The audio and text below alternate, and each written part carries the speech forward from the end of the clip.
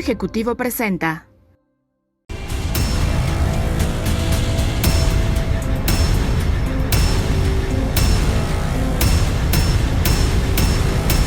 Mundo Ejecutivo presenta Trinchera Empresarial TV, en guerra por nuestros empleos.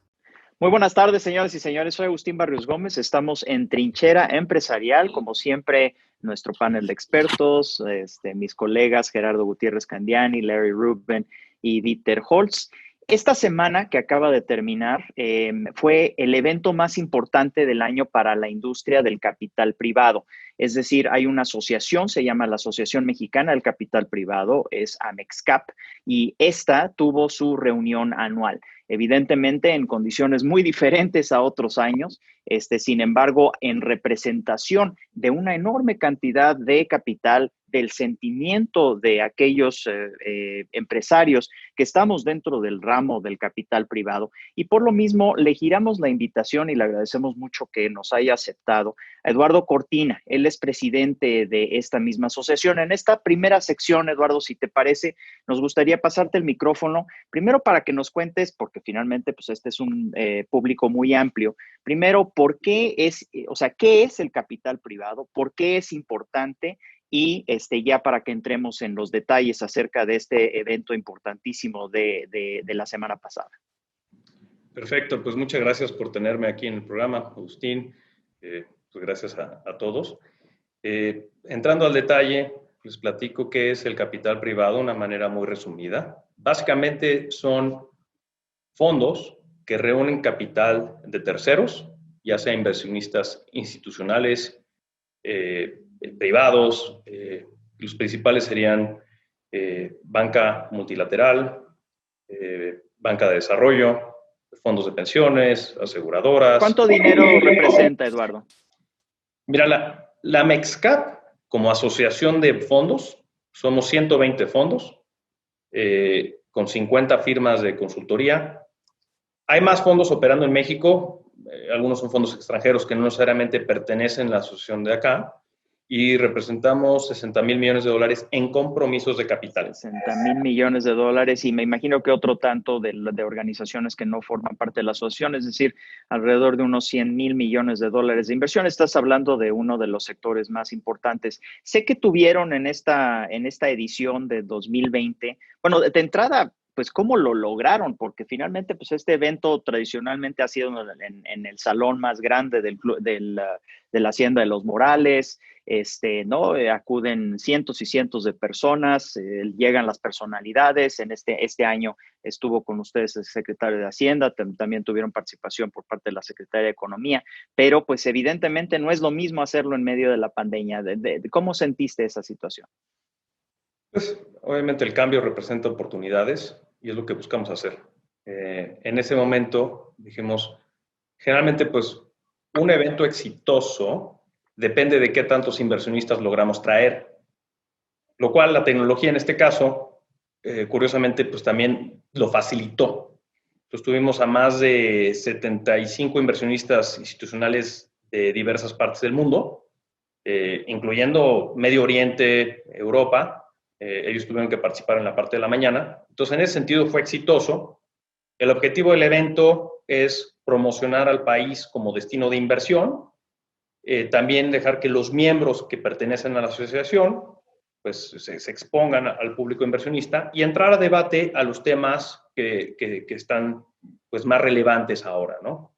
Desde que puede ser las prácticas de temas de ambientales, sociales y de gobierno corporativo, como pues lo que es la evolución en el tipo de inversiones. Hoy en día las secundarias es un tema más moderno que luego podemos platicar qué son, y ese tipo de factores. También como pues invitamos al gobierno también para que den ese respaldo de que ellos también están a favor de traer inversión de fuera, y bueno, es algo así general.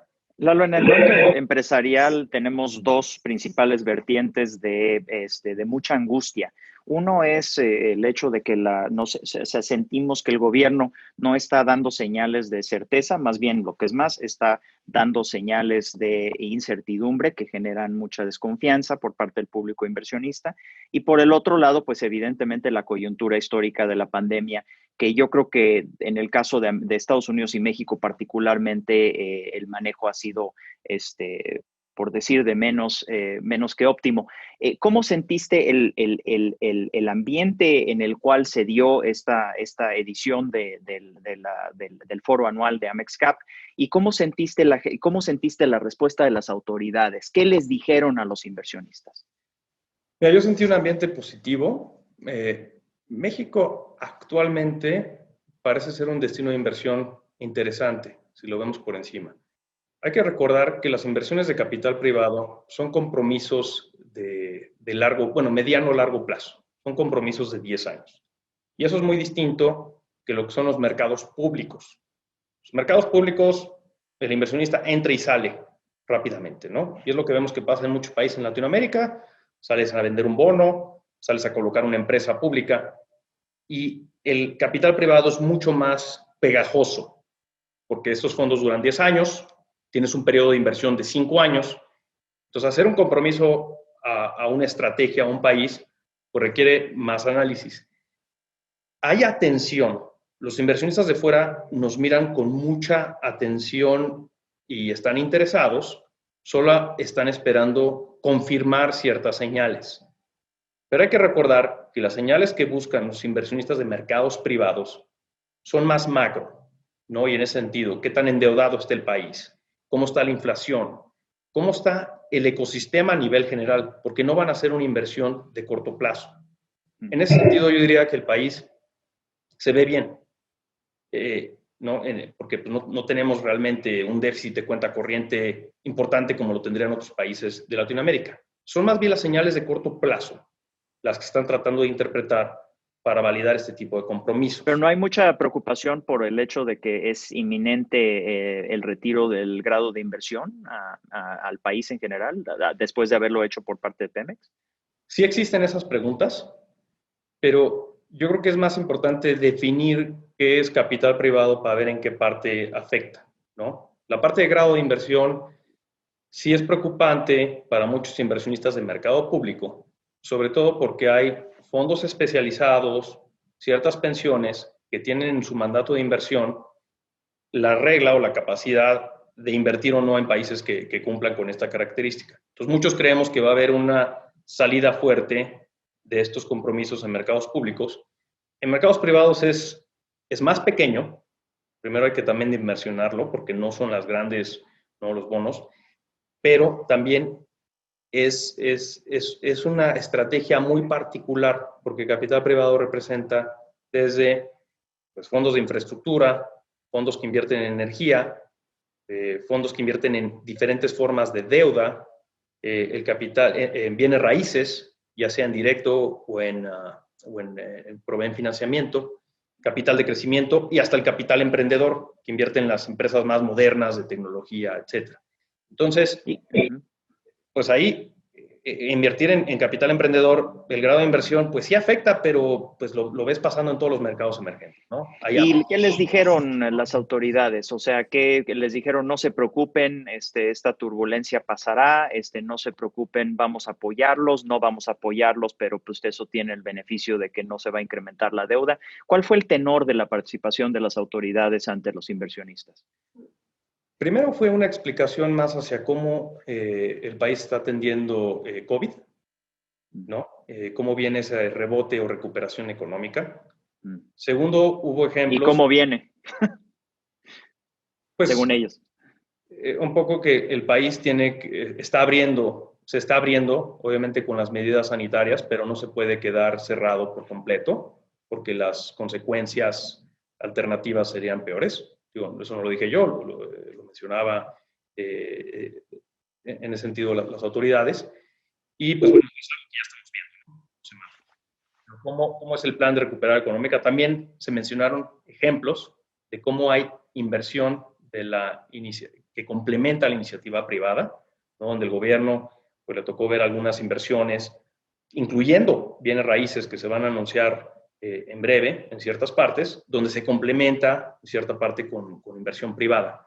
Y eso el gobierno piensa hacer algunas inversiones en desarrollo urbano, por llamarlo así, que van a facilitar el ingreso de mayor inversión en el ámbito de bienes raíces. ¿Eso es lo que estás diciendo? Y también platicaron ejemplos de una inversión reciente en unos parques industriales, también la necesidad de inversión en infraestructura, que ya dentro de Amexcap eso representa el 20%, y también hablamos sobre pues, el requerimiento de invertir en aquellas empresas para que se conviertan en medianas. La empresa mediana es un tema fundamental para el país, porque en México tenemos una diferencia muy importante en lo que son las empresas grandes, las empresas públicas, que en realidad las empresas no han cambiado. Si tú ves quiénes han sido las principales 25 empresas en el país en los últimos 15 años o más, pues el 80% siguen siendo las mismas. El problema que tenemos es que en México tenemos mucha empresa pequeña y muchas de ellas en la economía informal. Y los incentivos que hay para convertirse en empresa mediana son negativos. No hay incentivos. Porque en el momento que una empresa empieza a competir con las grandes, empieza a formalizar su nómina, empieza a formalizar su forma en regularizar sus procesos, licencias, permisos, pues eso tiene una afectación en los márgenes.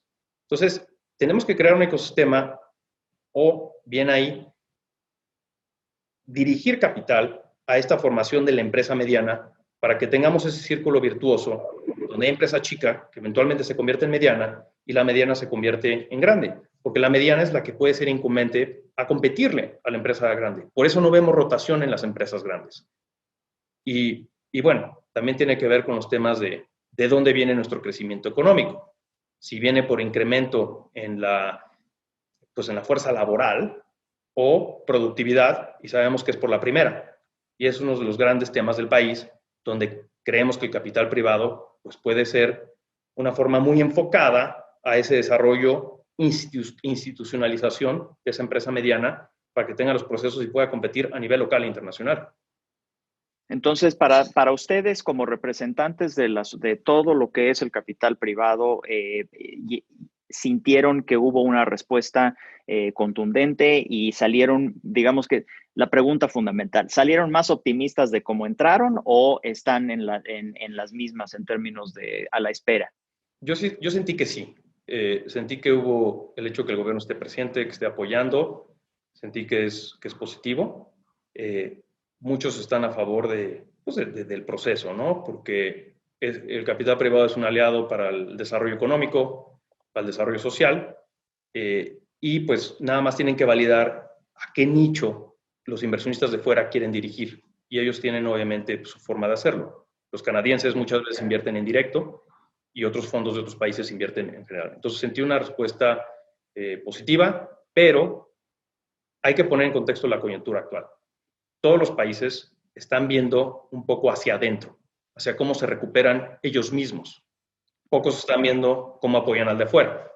Por eso tenemos banca de desarrollo, como puede ser el BID, que han anunciado que están haciendo créditos en el país y demás. Entonces, pues tenemos que hacer un trabajo todavía más duro este año, porque si bien la teníamos un poco complicada, pues ahora con el COVID pues es más difícil atraer la atención de terceros. Entonces, yo diría que la respuesta es buena, pero la coyuntura es más complicada. Pues bien, muy interesante, Lalo. Yo creo que muy interesante también que hayan logrado esto en la época de contingencia. Excelentes noticias de que el público inversionista sintió que la respuesta expuesta precisamente en la reunión anual de Amexcap fue más que satisfactoria, es decir, que hayan salido más optimistas de cómo entraron. Esa es una gran noticia por este lado. Vamos a ir al corte comercial, vamos a regresar después con la participación de todo nuestro panel y precisamente tratar de entender dónde están los sectores que sí están siendo activados, dónde están viendo las oportunidades. Como mencionó Lalo Cortina, presidente de la Amexcap, no es capital golondrino, es decir, es dinero que dura entre 5 y 10 años, lo cual quiere decir que atrás hay una enorme cantidad de investigación y de esa investigación también nosotros podemos saber hacia dónde va nuestro país en términos de los negocios, en términos de la inversión en particular, en este caso en términos del capital privado. No se vayan, estamos en Trinchera Empresarial.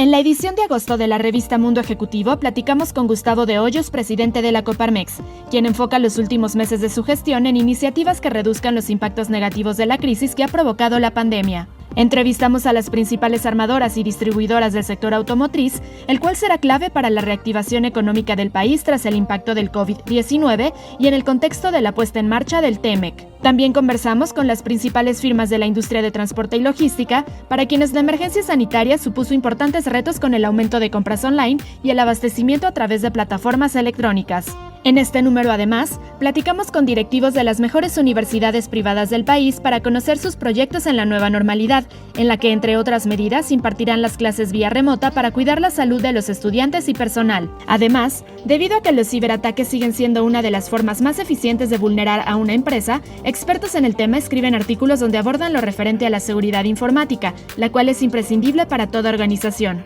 Consulta la edición digital de la revista Mundo Ejecutivo en nuestro sitio web o descarga el ejemplar completo en nuestras redes sociales.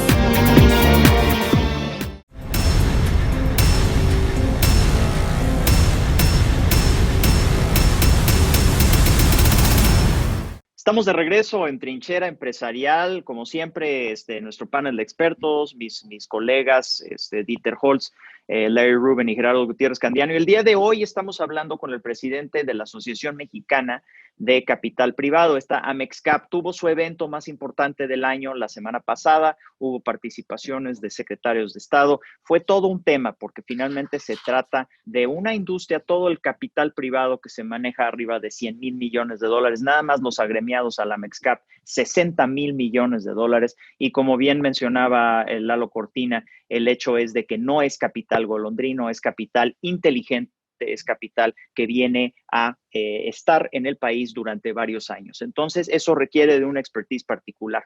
Gerardo, yo sé que tú has tenido enorme cantidad de tratos con todo esto. Por favor, platica con Eduardo y nos nutrimos todos de la información. Gracias. Saludo a todos. Eduardo, bienvenido, como siempre, y felicidades por su evento anual. Oye, a ver, como bien decías, si me corriges, ¿no? México opera 120 fondos de inversión aproximadamente. Creo que más o menos un 60% de estos son mexicanos, que eso es una buena noticia, con este valor de los 60 mil millones de dólares. Sé que se han invertido aproximadamente 24 mil de estos 60 mil millones, pero también sé que las adquisiciones de los fondos de capital privado disminuyeron un 36% al primer semestre del 2020. Y también sé que los fondos invierten sobre todo en las empresas con gran potencial de crecimiento y grandes retornos de inversión, ¿no? Como que ese es lo que se busca. Bueno, ante la perspectiva que se tiene del país, ante la situación económica que se está viviendo, ante la situación de la crisis global también que tenemos, ¿cómo están viendo ustedes? O sea, hay problemas de liquidez, hay problemas de utilidad, hay en la mayoría de los sectores muy bajo crecimiento. También hay una preocupación por las políticas públicas de los gobiernos y del gobierno mexicano. Hay una falta de ventas muy importante en las empresas. Entonces, ante estos grandes retos y ante esta realidad económica que estamos viviendo, tanto interna como global, ¿qué van a hacer los fondos de capital privados? O sea, ¿cuánto van a invertir? ¿Van a invertir menos? ¿Cómo va a ser el análisis de las empresas? ¿Qué va a pasar? ¿Cómo están analizando las posibles quiebras de las empresas? En el caso de las MIPYMES, por ejemplo, ahí, ¿qué están haciendo? Porque supongo que ahora el análisis va a ser mucho más estricto, por ponerle alguna definición, como lo están haciendo la misma banca. Entonces, ahí, ¿cuál es la visión de ustedes y qué están esperando, qué pueden esperar las empresas mexicanas ante este entorno tanto nacional como global que se está viviendo? Muy buena pregunta. Primero, no todo el capital privado es igual. Eso es importante aclarar y voy a poner dos extremos primero. porque presentan distintos problemas. Vamos a decir, lo que son fondos de infraestructura, lo que son fondos, algún porcentaje de los de bienes raíces, y incluyendo los que hacen proyectos de energía. En el caso de infraestructura, el problema que tenemos es que hay mucho capital comprometido o hay suficiente capital ya comprometido. Lo que no está viendo es la apertura de los proyectos disponibles. Tenemos un problema un poco inverso de lo que en el otro extremo tenemos, que son los fondos de capital de crecimiento y capital emprendedor, que le llamamos venture capital. Ahí los fondos más bien requieren de compromisos de capital y lo que hay es muchas oportunidades de inversión buscando ese capital.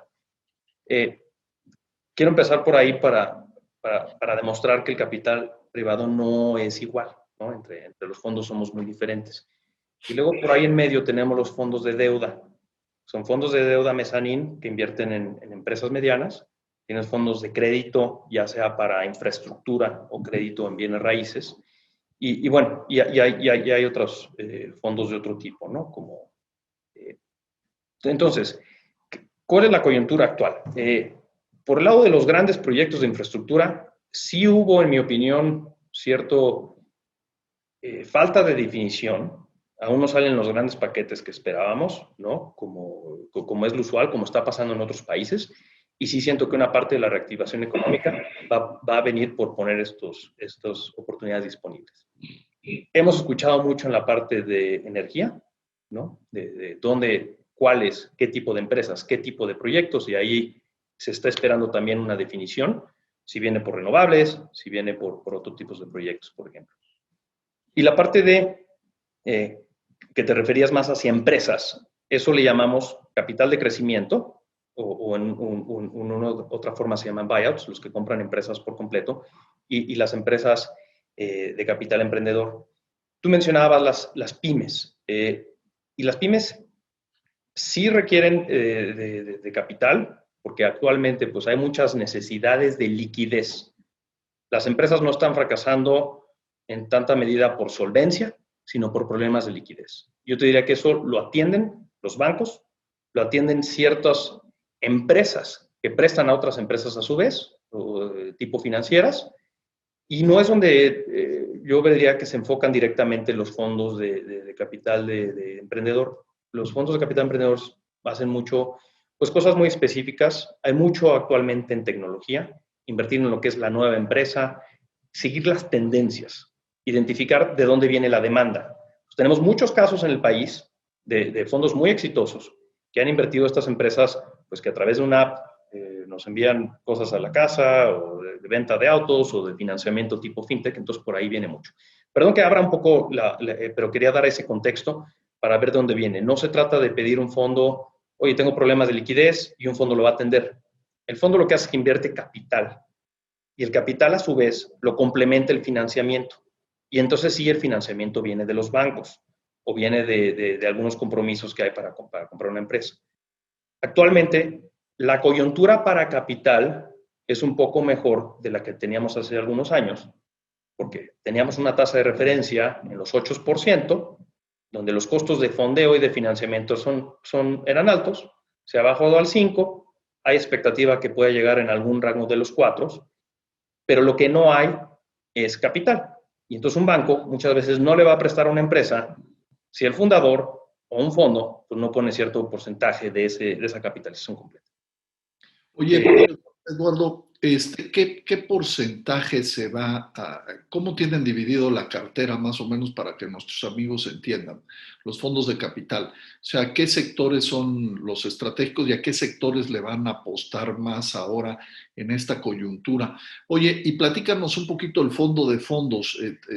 ¿Opera, existe, al final fue creado por el gobierno federal para impulsar a la industria de capital de riesgo en México? ¿Qué ha pasado con esto también ante esta coyuntura? A ver si nos platicas un poquito estos dos temas. Mira, es una excelente pregunta y voy a atender los dos. Sobre sectores, la verdad yo no estoy en una posición que pueda hablar porque, como decía, las estrategias son tan diversas, ¿no? Tenemos fondos desde unos que solo invierten en tecnología, otros en productos de bienestar, como fondos que hacen carreteras. Entonces, yo no puedo dar una expectativa de qué sector es más atractivo. Yo diría que lo que hay es que los fondos que son especializados por nicho, por estrategia, pues ellos se identifican donde va a haber demanda. Y esto es una parte importante porque cuando hablamos con inversionistas de fuera, tenemos lo que llamamos el riesgo de, no sé, del titular de las noticias, el headline risk. Todo el mundo escucha México y dicen, bueno, México tiene problema de violencia, México tiene problema de narco, México tiene problemas ahorita con temas de petróleo porque el petróleo bajó. Eso pasa a nivel arriba. Si nos bajamos al nivel donde nosotros operamos, que es en el segmento medio, pues es muy distinto. Porque una cosa es a cuánto crece el PIB de un país, y si lo bajas a un nivel, es a cuánto crece aquella ciudad. Y las ciudades, hay ciudades que crecen más rápido que otros. Y dentro de las ciudades hay sectores que crecen más rápido que otros, y hay subsectores que crecen mucho más rápido que otros. Entonces, por ejemplo, pues el e-commerce creció, se aceleró mucho el crecimiento ahora, pero eso pues es solo una medida que se mide en la parte del PIB.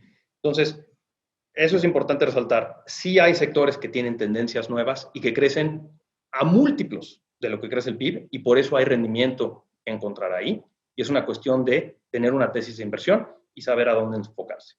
El mercado, yo sé que si hay alguien que ha vivido de los fondos de capital privado, ha sido tú, encabezando algunos, siendo beneficiario o recipiente de inversiones importantes. Seguramente ahora que menciona todo esto, Lalo, tú tendrás varias opiniones al respecto. Sí, 100%. El fondo de fondos es bien importante, a ver si haces un comentario, porque es como apoya el gobierno. ¿Está apoyando realmente? ¿Existe el fondo de fondos o como todo ha pasado a mejor vida y ha desaparecido? Yo diría que el fondo de fondos es clave para el país. La parte más clave es que generalmente para que un país tenga un ecosistema de formación de capital de mercado y en este segmento mediano, un porcentaje de esos compromisos de capital tiene que venir de fuentes locales. Ausente compromisos de capital de fuentes locales, no llega al capital de fuera.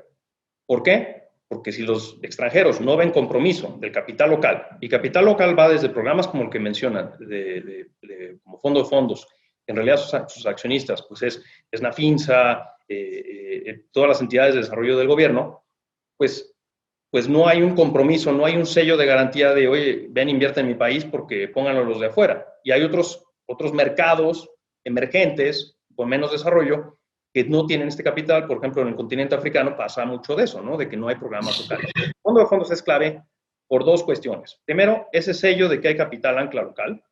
Segundo, porque también son los que permiten el desarrollo de nuevos fondos. Entonces, si no hay nuevos fondos, no hay un ecosistema y no hay un mercado. Y lo que es claro es que en un mercado tiene que haber muchos compradores y vendedores. Entonces, un mercado no necesariamente tiene que ser grande, sino el volumen de transacciones. Y el volumen de transacciones es lo que mide la velocidad del dinero, para que haya un mercado atractivo donde puedas comprar y vender a un diferencial de precios. Entonces, Fondo de Fondos ha sido un programa que a mi parecer pues, lleva muchos años, ha ido evolucionando favorablemente y han hecho compromisos en muchos fondos que ha tenido un efecto multiplicador, ellos lo calculan creo que de 18 veces, porque ponen $1 de compromiso en un fondo y ese dólar trae otro dólar de fuera, pero generalmente si el 20%, por decir, viene de fuentes locales y traes otros 80% de fuera, pues ya trajiste 4X. Y cuando los fondos van a hacer una inversión en un proyecto de otro dólar, vamos a decir, bueno, tenías uno, le sumaste otros 3, 4, vamos a decir 3, para llegar a 4. Y vas con el banco y otra vez una unidad de capital se complementa por 2 o 3 de deuda. Entonces te das cuenta, tiene un 10X el multiplicador, 10 a 12. Y eso es lo que ha hecho Fondo de Fondos. Dentro de los programas que ha habido en Nacional Financiera, pues ha habido unos más exitosos que otros. Este programa ha generado un rendimiento positivo y obviamente está guardado en este compromiso. Entonces el gobierno sí lo ha apoyado. Lo que se necesita es apoyarle más y sobre todo más ahora, ¿no? Por ese efecto multiplicador que tiene de lo que trae de recursos de fuera del país. Gracias. Ellos han invertido, bueno, o sea, su impacto ha sido en muchísimos fondos. Y por aquí tengo una cifra, dame 2 segundos, pero creo que han tenido impacto en 480,000 empleos. Es correcto. Indirectamente vía múltiples fondos que han invertido.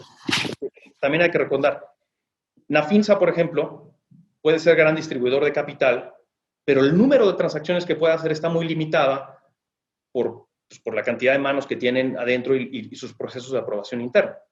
En el momento que le das un fondo de fondos y ese fondo de fondos se lo da a muchos fondos en todas estas verticales, ellos tienen inversión en 880 empresas apoyadas. Y esa es la parte clave que hay que ver, el canal de distribución. Y para cerrar el tema público, las Afores, Eduardo. Las Afores, yo le veo muy buena perspectiva, porque para mí la reforma de pensiones fue muy acertada. En ese sentido, lo primero que dijimos en la cumbre al secretario, pues era felicitarlo por haber pasado esta reforma. Era muy necesaria.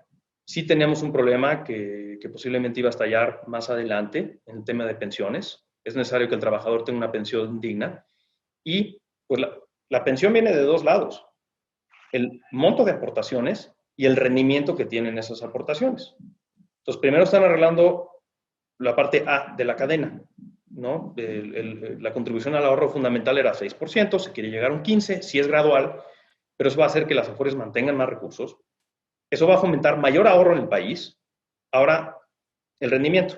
Y en el rendimiento también, pues, la Secretaría de Hacienda está impulsando ciertas mejoras regulatorias para temas de transparencia, vía una circular que está impulsando por la CONSAR, que la verdad están escuchando, hay colaboración, nos parece muy bien, y apertura, y pues tenemos que mejorar el rendimiento de esas carteras. No nosotros, toda la cadena de capitales, ¿no? Y invertir localmente y de fuera, porque también los trabajadores deben de diversificar su cartera, ¿no?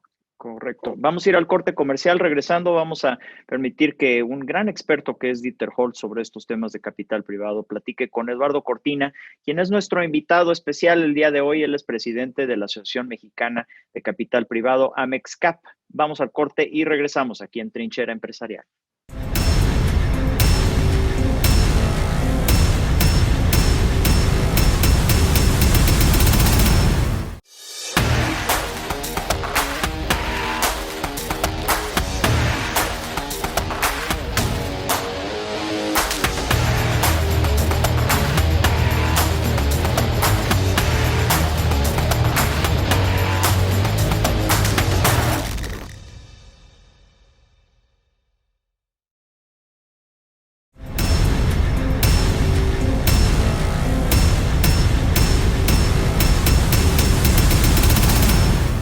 Estamos de regreso en Trinchera Empresarial. Tenemos con nosotros al presidente de la Asociación Mexicana de Capital Privado. Este es AMEXCAP, que tuvo su evento anual, el más importante, la semana pasada. Y gracias a Eduardo por estar con nosotros. Dieter, yo sé que, pues, como he mencionado en un par de ocasiones, tú has estado involucrado directamente en esta industria a lo largo de muchos años, a lo largo de muchas administraciones. ¿Qué le preguntarías a Lalo acerca de la situación actual?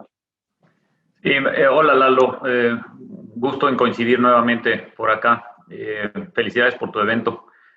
Yo he estado un par de ocasiones en el evento y realmente es un evento muy valioso, ¿no? No nada más es una cuestión social, sino que es un evento que saben hacer ustedes de manera muy valiosa.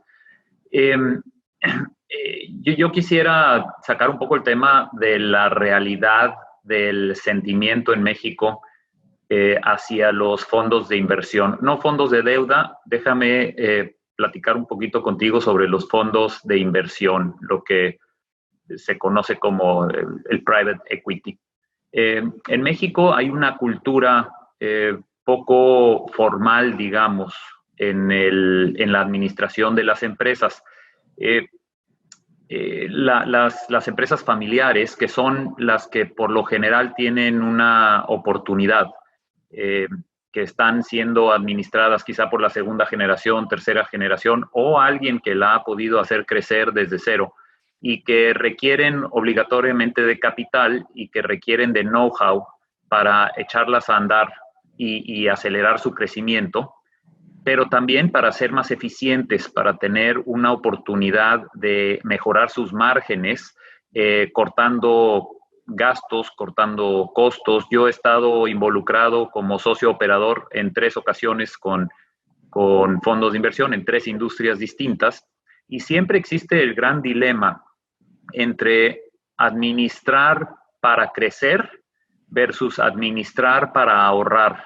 Y eso es algo que luego entra mucho en conflicto con los dueños actuales, aquellos que se les está haciendo una propuesta de invertir como fondo de inversión en sus negocios, porque los fondos de inversión tienen esa costumbre de realizar retornos casi a cualquier costa, siempre manteniéndose éticos. Creo que he tenido yo, cuando menos, grandes experiencias de un compliance tremendo en la ética, en la legalidad, en realmente cumplir con todas las regulaciones del país, en este caso México, pero sí hay un choque muy fuerte cultural entre administrar para hacer crecer rápido versus administrar un negocio de manera patrimonial. Muchas veces sucede que está la familia entera en la nómina, muchas veces sucede que hay muchos gastos de la vida privada dentro de la empresa y bueno, pues al ser una empresa privada pues tienen todo el derecho de hacer lo que quieran con sus flujos, pero ¿cómo está percibiendo México eso? Porque yo siento que cuando menos para la inversión de comprar un porcentaje en una empresa, tiene que haber una sintonía de entendimiento que los fondos de inversión operan diferente que las familias, o operan diferente quizá que el fundador de la empresa. ¿Cómo está migrando esa formalidad y ese entendimiento entre las empresas mexicanas para aceptar fondos de capital privado? No, gran pregunta, Dieter, y qué gusto verte. Como sabes, estuvimos en algún momento de lados opuestos de la mesa y pues, la verdad, yo diría que es una pregunta muy amplia y no todos los ejemplos son, pues son iguales, ¿no? Hay empresas que sí están listas para recibir inversión de fuera y hay empresas que no. Esto que comentas de la alineación estratégica cultural es el primer paso, ¿no? Si realmente hay un interés, y yo te diría que también en países como México, porque esto no nada más aplica a México, es un tema que lo podrías ver en toda Latinoamérica, pues muchas veces un fondo de inversión no podría estar tan competitivo con otras empresas porque el proceso es estandarizar la empresa, apegarlo a las mejores prácticas y eso en algunos casos tiene un costo. Cosa que, por ejemplo, lo que ha hecho las autoridades recientemente, ¿no? Vía el SAT, apoya a un ambiente donde los fondos de inversión pueden estar, como es el tema de las nóminas, ¿no? Oye, pues si la empresa de al lado tiene una forma de operar sus nóminas, que se ahorra unos temas ahí, pues ¿cómo vas a competir con una empresa que hace las cosas bien? ¿No? Porque pues tienes que tener un margen adicional. Por eso hay mejoras operativas, hay mejoras en expansión, y no todos los casos han sido buenos. Ha habido casos buenos y malos, y etc. Entonces, esa selección o identificación de qué empresa puede ser capaz de recibir este tipo de inversión, pues no nada más viene por la industria, y por eso buscamos invertir en empresas que tengan una buena perspectiva a futuro, que tengan crecimiento, que tengan ese viento de cola que los va empujando, para que tengas más margen de maniobra. Pero ese proceso de alineación cultural sí es un problema. También por eso las empresas más jóvenes o las de capital de crecimiento pues han tenido muy buena respuesta porque ya de inicio nacen de esa manera, ya nacen con esos procesos. Yo comparo muchas veces el tema de capital privado con la estandarización, ¿no? Imagínate que tú entras y lo que quieres hacer es que la empresa se pueda vender y eso es necesario para que sea un mercado y también es la manera que las familias pueden monetizar su inversión patrimonial que tienen ahí. Pero si la empresa no está estandarizada, es muy difícil venderla. Lo comparo con adquirir un auto en un concesionario. Tú generalmente entras y sabes que puedes salir conduciendo el auto porque tiene un volante en un cierto lugar, un acelerador, un manual y sabes cambiar la llanta. En las empresas familiares, pues muchas veces se manejan del asiento de atrás, el auto conduce de otra manera, o sea, están adaptadas a lo que la familia. Pero lo que hacemos en el fondo es estandarizar para que un tercero la pueda adquirir. Pero esa curva que mencionas, de hacer las cosas bien, pues no toda empresa es objetivo. Sí, a mí me interesaría mucho ver no sé si hay algún ranking global acerca de en qué país los fondos de inversión generan más retorno a 3, 5 o 7 años. Sería muy interesante ver algo así, pero entrando más a detalle en México, porque creo que a la audiencia le interesa mucho, bueno, qué ha sucedido en México. A mí me llaman la atención algunas transacciones del 2019, por ejemplo, la de la farmacéutica Sanfer, que un fondo de Quebec le metió $500 millones, que es una de las transacciones minoritarias pues, más grandes en México, y eso seguramente está abriendo la puerta a que se hagan más, ¿no? O la de la operadora esta de bienes raíces, Gran Ciudad, que recibió $313 millones por parte de un fondo canadiense y de la Afore Citibanamex, y estamos viendo muchas cuestiones que quizá la gente normalmente no se da cuenta, pero en México está habiendo mucho movimiento, quizá por el tema de la presencia en toda Latinoamérica y el crecimiento acelerado del comercio electrónico, ya ni digas en estos últimos meses, pero el negocio del fintech en México, hay una empresa, Clip, todos hemos visto la empresa Clip, donde tú pagas con la tarjeta de crédito vía remota. Bueno, pues esa es mexicana y recibió de SoftBank y de General Atlantic $100 millones, ¿no? O la plataforma de préstamos Confío, que recibió también $100 millones de SoftBank. Entonces, pues hay mucha operación en industrias muy modernas en México, lo cual no es muy común para la gente. También Uber, ¿no? Comprando ¿qué fue exacto, compró Corner Shop y Rapid, a Rappi adquirió Payit, y todo eso son transacciones en México muy importantes, y como que la gente no está dándose cuenta que el capital está fluyendo, y esto fue en el 2019, y está fluyendo hacia estas industrias más modernas, ¿no? Hay algunas inversiones en el mundo que muy claramente están evidenciando que los fondos de capital privado se están yendo por ciertas tendencias muy claras, como la decarbonización de la economía en general, la frustración social. Tú mencionaste algo acerca de que pues, los países están viendo hacia adentro en lugar de estarse viendo hacia afuera y cómo compiten. La frustración social, la multipolaridad, que eso crea industrias nuevas o un cambio en las tendencias de crecimiento de industrias. Por ejemplo, el urbanismo versus lo rural, pues ahora lo rural con todo lo remoto quizá pueda tomar un giro diferente. La economía plateada, muy importante, ¿no? Toda la gente, pues nunca antes habíamos visto un envejecimiento de la población en Latinoamérica tan rápida como ahora. Entonces, todo lo que son ciencias de la salud, en fin. ¿Cómo está México en ese sentido? Vemos algunas cosas en el 2019 que sorprenden cuando te das cuenta de las transacciones en comercio electrónico y en fintech, pero en general, ¿estamos siendo atractivos para los fondos de inversión internacionales? Ahí te van 3 respuestas rápidas. La primera, por ejemplo, estas empresas que mencionabas, incluyendo donde el fondo de pensiones canadiense invirtió en la farmacéutica, ahí ya estaba un fondo de inversión de capital privado, ¿no? Ya había estandarizado, gran familia, habían colaborado, trabajado en equipo, ya estaba lista la situación. Segundo tema, ¿no? Predecir o por lo menos identificar dónde viene la demanda. Para una buena idea siempre va a haber capital, ¿no? Algo que está, por ejemplo, entrando y se está poniendo muy interesante ahorita es el tema, el COVID hizo que muchas empresas internacionales, multinacionales, reevaluaran cómo tenían su cadena de suministro. De pronto, un shock global hizo que empresas desde temas de tecnología no pudieran entregar componentes. O sea, no puedes fabricar una cámara en Japón porque dependía de unos componentes de China y de otros lugares. Sumado a la tensión que viene ahorita de Estados Unidos-China, pues muchos dicen, oye, tengo que diversificar mi cadena de suministro. Y México es un gran espacio para eso. Pero si nosotros, y junto con las autoridades, nosotros digo la inversión privada, no desarrollamos esa cadena de suministro que sea adecuada para recibir esa inversión extranjera directa, pues nos va a llegar menos inversión desde fuera, ¿no? Por último, hablaba un poco de la demanda. Hay que recordar los fundamentales del país, ¿no? Para ver dónde viene demanda. Y somos diferentes que un país europeo. Por ejemplo, nuestra pirámide demográfica, tanto en México como en Latinoamérica, pues es muy diferente, ¿no? Pues el tipo de servicios que se van a requerir aquí son distintos. La media poblacional tiene más o menos cerca de 30 años.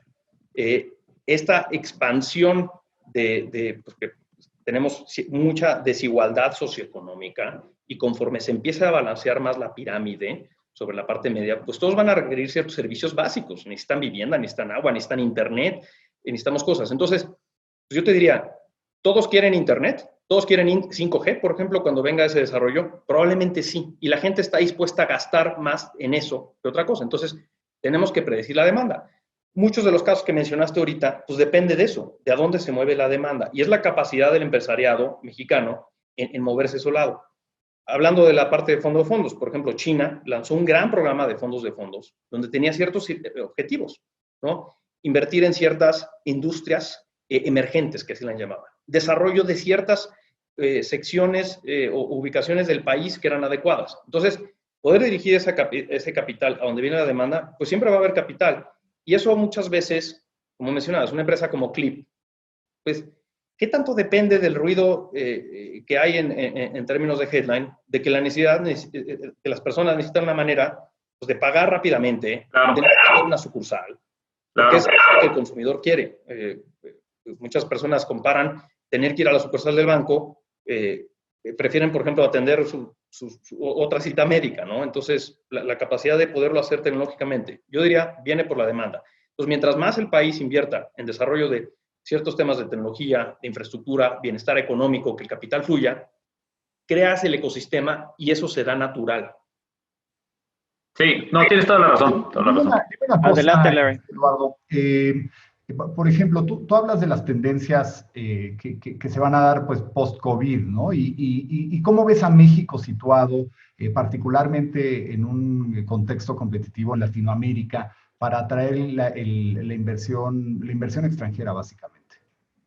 Mira, los extranjeros nos ven diferente de lo que es invertir en capital privado en estos mercados, en mercados desarrollados. Hay que recordar una cosa, que somos muy distintos. En Estados Unidos, el nivel de financiamiento que existe, por ejemplo, es gigante. Entonces, las empresas, una medida para saber qué tan apalancada está una empresa, por ejemplo, es el nivel de deuda neta al EBITDA o al flujo operativo que genera, ¿no? Y en Estados Unidos pre-COVID estaban a un multiplicador de 5 veces, ¿no? Que post-COVID, cuando se les cae la utilidad operativa, se fueron al doble de eso. Entonces, en Estados Unidos generas mucho rendimiento por palanca financiera, pero en México operamos distinto. En mercados emergentes operamos distinto porque pues, tú no vas a turbocargar una empresa con demasiada deuda porque es más volátil el país. Entonces, contestaba una pregunta que me hacía antes Dieter, oye, del rendimiento. Pues sí, el rendimiento es distinto, pero nuestro rendimiento viene por crecimiento, nuestro rendimiento viene por mejoras operativas, porque estamos un poco más, pues no en la última tecnología, en los últimos procesos, y en Estados Unidos mucho de ese rendimiento, porque ya es un mercado más eficiente, nomás viene por la palanca y el riesgo que tomas, porque pues es un mercado más líquido, tienes a quién venderle rápidamente. En México tú quieres vender una empresa y es un proceso largo y complejo. Entonces, no sé si eso más o menos da un contexto de la pregunta. Últimamente el problema es que los inversionistas institucionales ni siquiera nos piden los mismos, nos piden mayores rendimientos, porque dicen, estoy tomando más riesgo por meterme en un país que no está tan protegido como los Estados Unidos, y ahora se vio el beneficio, ¿no? En Estados Unidos tú tenías un negocio y pues no sé cómo vaya a acabar esa historia, pero si tenías problemas de liquidez, con tal de que mantuvieras la nómina y no sacaras gente, pues te depositaban en la cuenta. ¿Cuál es la contra? Pues el país está tomando un riesgo increíble, se está apalancando más. Ya veremos dónde acaba esa historia, quién tuvo razón, pero en el corto plazo, por lo menos ciertas empresas sobrevivieron, en México no. Entonces, esas son las primas de riesgo que ciertos inversionistas institucionales piden a cambio de certidumbre. Cuando las reglas del juego están claras, cuando hay certidumbre, pues el capital fluye más fácil. Tal vez es raro decirlo tan contundentemente como en el caso del capital privado, pero definitivamente cuando le va bien a la industria que tú representas, a la canalización de estos recursos, a dinero que se queda comprometido con el país, no dinero golondrino, pues le va bien a todos. Te agradecemos mucho en nombre de todo este equipo, de Dieter Holtz, de Larry Rubin, de Gerardo Gutiérrez Candiani y definitivamente de todo el grupo de Mundo Empresarial por haber estado con nosotros, Lalo. Espero que sea la primera de muchas. No, muchas gracias, de verdad. Pues un placer haber conversado con ustedes y estamos a la orden. Estamos comprometidos con el desarrollo económico, el desarrollo social del país y pues vamos a encontrar la manera de promocionar el país y atraer esos recursos que tanto se necesitan. Formas parte de esta trinchera empresarial. Muchas gracias, Lalo Cortina, en nombre de AmexCap. Y agradecemos nosotros la atención de todo el público, como siempre, aquí en Trinchera Empresarial, como parte del mundo ejecutivo. La próxima semana seguiremos con estos temas de profunda importancia, de interés primordial para todo el sector empresarial y, por ende, para todo el país. Gracias.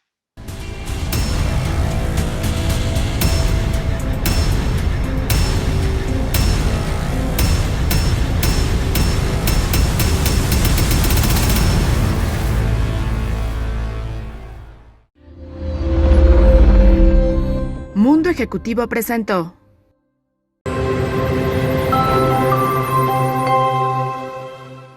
Bienvenidos a Mi Show, tu nueva experiencia del entretenimiento. Disfrutarás con todos los sentidos las diversas opciones del espectáculo. Te ofrecemos un amplio catálogo en estrenos y on demand de lo más importante del teatro, cabaret, stand-up y comedia, que te harán vibrar a través de un amplio contenido digital. Ahora podrás gozar y vivir tu nueva aplicación desde la más cómoda butaca en el corazón de tu hogar. Podrás vibrar con todos tus sentidos a través de la mejor imagen en alta calidad junto a 10 millones de usuarios en 88 países.